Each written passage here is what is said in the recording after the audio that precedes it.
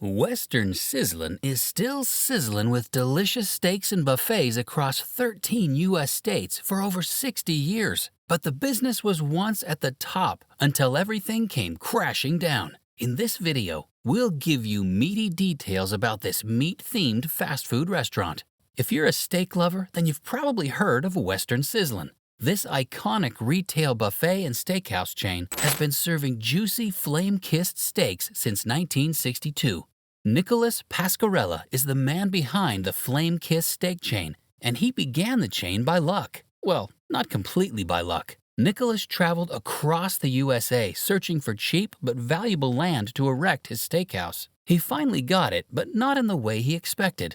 When Nicholas got to Augusta, Georgia, he had a flat tire and had to fix it. The founder got a place, and when the employee found out why Nicholas was traveling, he convinced Pasquarella to set up his restaurant in Augusta. And so, the first Western Sizzlin Steak and More restaurant was born. Pasquarella wanted to be different from other steak restaurants. He began to hunt for a signature style to cook his steak. The founder found a way and tried it. He had a theory. Pasquarella believed that if searing the bottom of the steak made it juicy, adding flames to the top would make it twice as good, and he was right. This searing process became the hallmark of Western Sizzlin. In the 1980s, Western Sizzlin was a force to be reckoned with in the American steakhouse industry. Under the leadership of founder Nick Pasquarella, the chain was named the top steakhouse chain in America by Restaurants and Institutions magazine not once, but thrice. During this period, the chain expanded to over 400 locations. However, Nicholas died in March 1988, which marked the beginning of the end for Western Sizzlin. Pasquarella's wife and son couldn't keep up with the business and decided to sell. Despite its troubles, there was no shortage of interested buyers, including Marriott Corporation. But former Domino's Pizza CEO Tom Monahan, leading a group of investors, bought it. Under Monahan's leadership, the chain continued to grow, but they eventually sold their interest in the business to a group led by entrepreneur Ray Carney in 1989.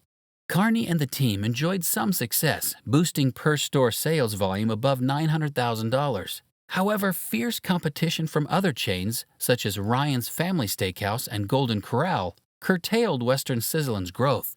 Carney and his team saw potential in Western Sizzlin, but turning the chain around would be challenging. Despite their efforts, sales remained lackluster, and the chain lagged behind its competitors. As a result, the chain shrank to just 350 locations within 4 years. In 2010, Western Sizzlin became a subsidiary of Biglari Holdings, which Iranian-American businessman Sadar Biglari controls. Despite this change in ownership, Western Sizzlin has remained true to its roots and continues to serve up the same flame-kissed steaks that made it famous.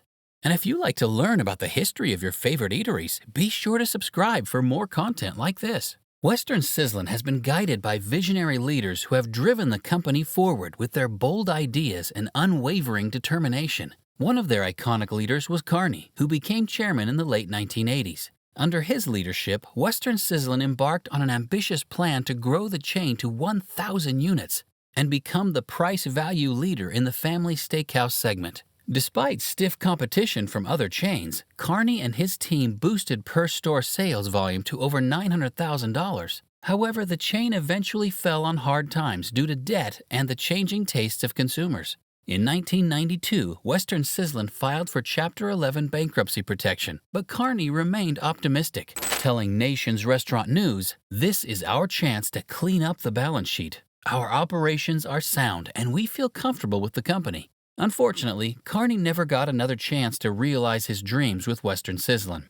In 1993, another buyout happened. A group of franchisees bought the chain for a modest $10 million, led by veteran restaurateur Dave Wachtel. This was a great deal for them. Wachtel, who had a long history in the restaurant industry and had previously been a Western Sizzlin franchisee, saw the potential in the struggling chain and set out to turn it around. Wachtel's tenure as CEO was brief as he fell out with the board. Victor Fodi replaced him in 1995. Fodi, another franchisee, moved the headquarters to Roanoke, Virginia, and continued to focus on quality and innovation. As a result, the chain continued to grow financially and expand its outreach.